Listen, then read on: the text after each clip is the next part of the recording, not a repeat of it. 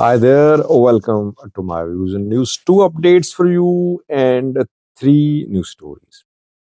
Updates are about two news stories I did yesterday, three new news stories from Ethiopia and Somalia. Is the number of refugees, number of people dependent on food aid in Ethiopia decreasing, or is it on the rise? An alarming new story showing that World Food Program is going to lay off hundreds of its workers in Ethiopia. Secondly, IMF met and the 3.5 billion, 3.4 billion dollar package given to Ethiopia was reviewed. So what happened? Will more funds be released for Ethiopia? And thirdly, Somalia is protesting to Kenya. Reportedly, Mogadishu summoned Kenyan ambassador and protested. What happened? Before these three news stories, two updates for you. First update is about ban on TikTok in the US. I did a video on that yesterday.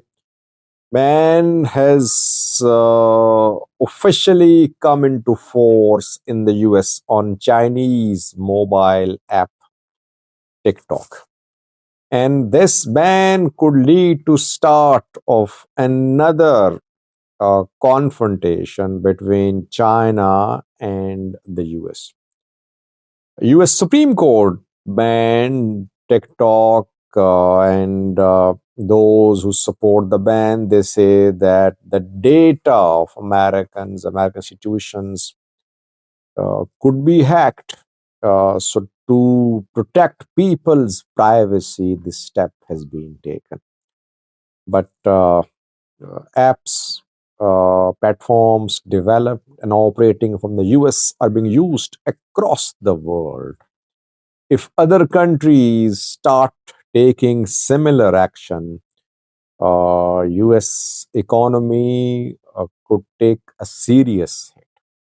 China will definitely respond. I said in a video yesterday that China US rivalry is going to intensify under Trump administration.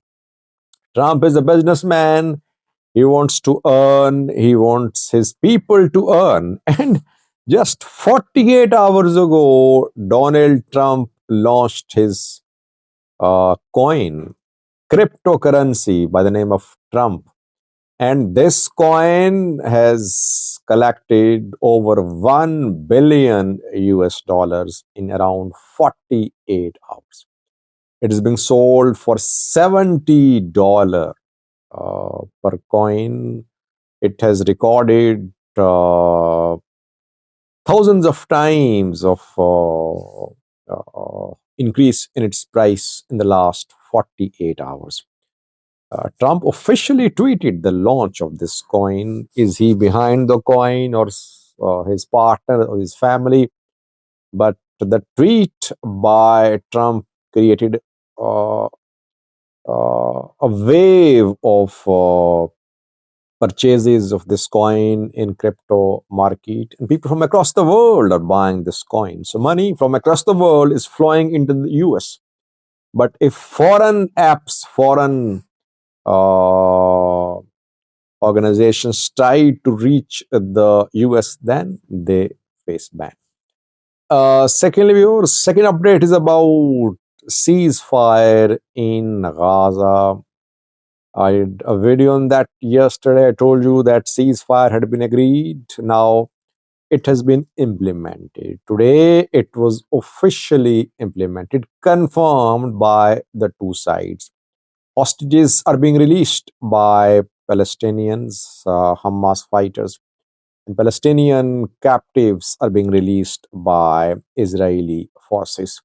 Egypt, US, Qatar, Hamas, and Israel negotiated this ceasefire after a deadly war which went on for more than a year, which literally destroyed Gaza. Now I am seeing pictures of Muslims of Gaza showing their pictures with victory signs, women celebrating the ceasefire, children, youths celebrating the ceasefire in the streets of Gaza. The ceasefire should have been agreed. The war should not have started. Thousands of people have been killed in this war, and it achieved nothing basically. Now, there's three news stories for you. Firstly, number of refugees in Ethiopia is not decreasing, but the operations of humanitarian organizations are going to see a scale down. World Food Program is going to curtail its workforce in Ethiopia. A World Food Program has around 1,500 workers in Ethiopia. Around 38% workers are being laid off by World Food Program reportedly. Why? Is it because decrease in the number of people dependent on food aid? No, there is no decrease. There is no decrease in the numbers. Rather, more people are becoming reliant on food aid provided by the US, others by the UN. Problem is that World Food Program is facing funding issues. It requested a few days ago that it was in need of 332 million US dollars for its operations, but it could not secure the funding. Now it has decided to curtail its operations in Ethiopia. Now, Ethiopian government, people should not blame World Food Program, UN or US. Why should they feed the people of Ethiopia? If they do, it's out of humanity, out of their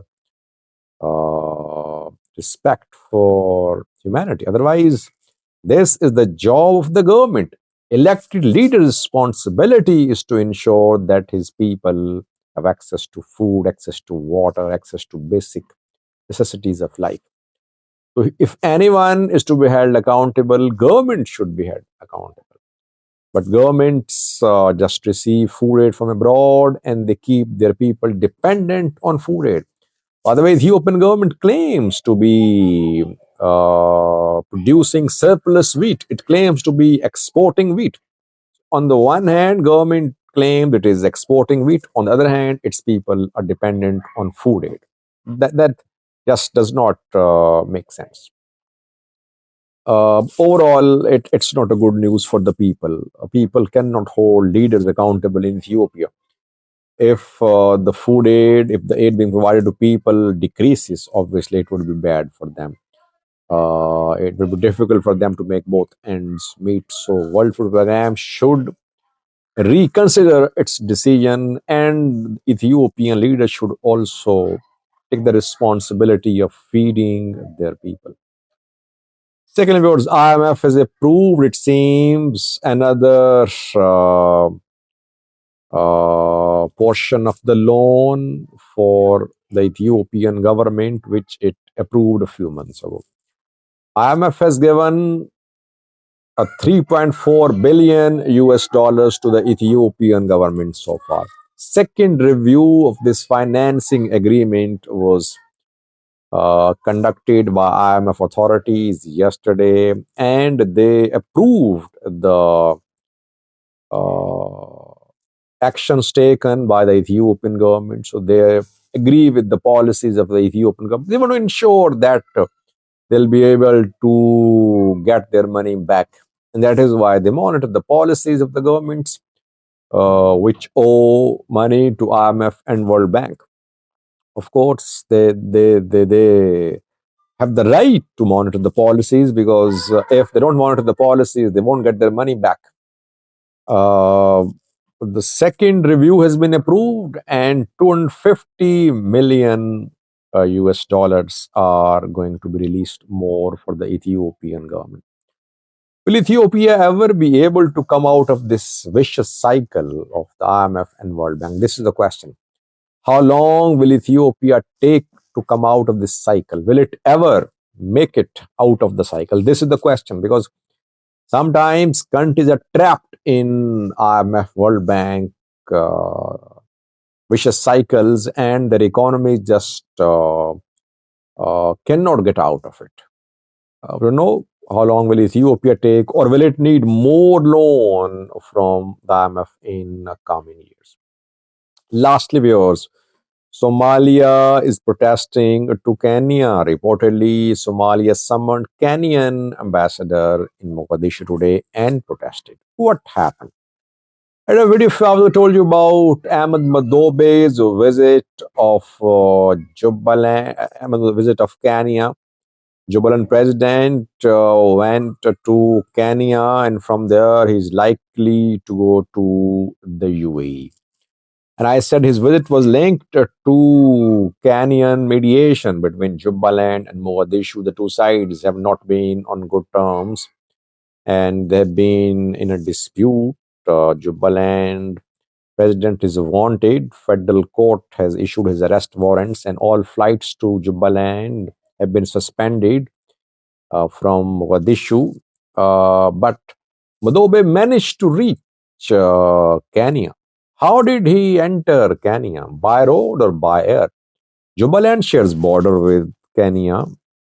He could have gone to Kenya by road, but a Kenyan plane took him from Kismayo to Nairobi. That is why Somalia's government is protesting to Kenya. That why did Kenya violate the ban imposed by Mogadishu Civil Aviation Authority on civilian flights to Jubaland? And Somalia is accusing Kenya of violating Somalia's sovereignty.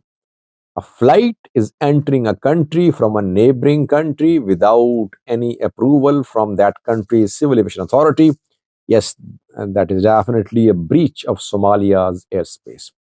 But Somalia's federal government has no control of its borders. Regional states are very strong. Regional states maintain direct relations with neighboring countries. That is why I say that Somalia needs a strong military. It needs to recalibrate relations between the regional governments and the federal government.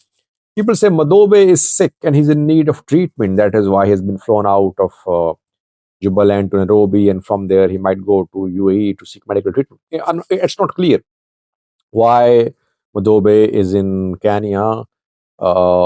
Is some mediation ongoing by Kenya between Madobe and Hassan Sheikh, or Kenya is helping Madobe by airlifting him from Kismayo to Nairobi and then to UAE to help him in receiving medical assistance. Let's see.